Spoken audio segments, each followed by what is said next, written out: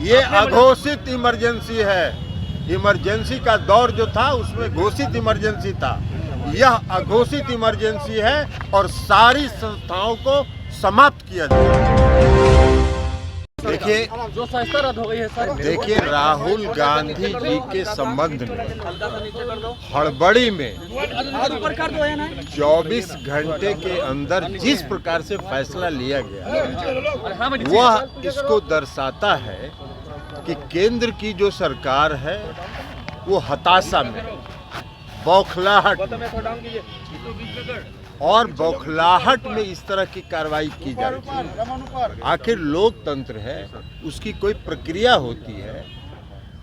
Court का जो फैसला होता है वो चुनाव आयोग जाता है, चुनाव आयोग के माध्यम से वो स्पीकर के यहाँ पहुँचता है, तब वो फैसला होता है।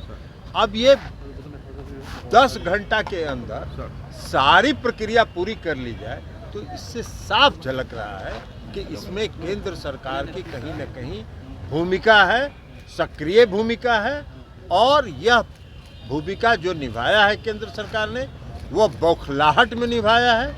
वो हताश हो चुके हैं, जनता का जो उनसे विश्वास हट रहा है उसके कारण हताश है, लेकिन वो चिंता नहीं करे। इस देश की जनता बहुत सजग है, सब देख रही है। 2024 में एक एक उनके कदम का हिसाब ले।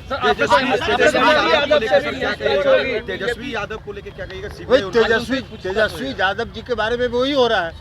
आप एक बात बताइए ना कि जिस बात की वो चर्चा कर रहे हैं कि 2008 में कंप्लेन हुआ, तो 2008 से 2014 तक आप कह सकते हैं कि भाई यूपीए की सरकार थी, कार्रवाई नहीं हुई, लेकिन उस समय भी जांच हुई, सीबीआई ने उस फाइल को बंद कर दिया।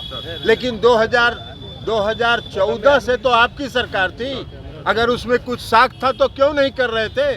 2022 में जब महागठबंधन में नीतीश कुमार जी फिर से शामिल हो गए तो आपको एकदम दिव्य ज्ञान हो गया साक्ष्य का और कार्रवाई करने लगे। तो ऐसा दिव्य ज्ञान तो उसी को होता है ना। तो इसलिए ये जाहिर है कि जो केंद्र की सरकार है वो सीबीआई का, ईडी का, इनकम टैक्स का इस्तेमाल राजनीतिक कारणों से कर रही है, अपने राजनीतिक विरोधियों को परेशान करने के लिए कर रही है, उन पर दबाव बनाने के लिए कर रही है। लेकिन देश की जनता सब देख रही है, समय पर उनका हिसाब चुकता होगा।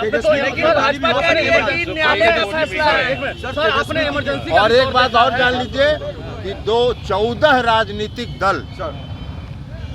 राजनीतिक दलों ने एक साथ सुप्रीम कोर्ट में याचिका दायर की है और हम लोगों ने यही कहा है, हम भी उसमें पिटिशनर हैं, हम लोगों ने यही कहा है कि जिस प्रकार केंद्र की सरकार अपने जो संस्थाएं हैं सीबीआई, ईडी और इनकम टैक्स का इस्तेमाल जिस प्रकार कर रही है, सेलेक्टिव कर रही है, अपने विरोधियों के खिलाफ कर रही है, उस पर ध्यान दिया जाए।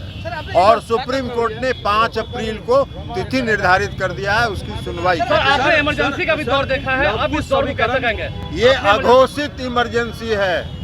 इमरजेंसी का दौर जो था उसमें घोषित इमरजेंसी था, यह अघोषित इमरजेंसी है और सारी संस्थाओं को समाप्त किया जा रहा है।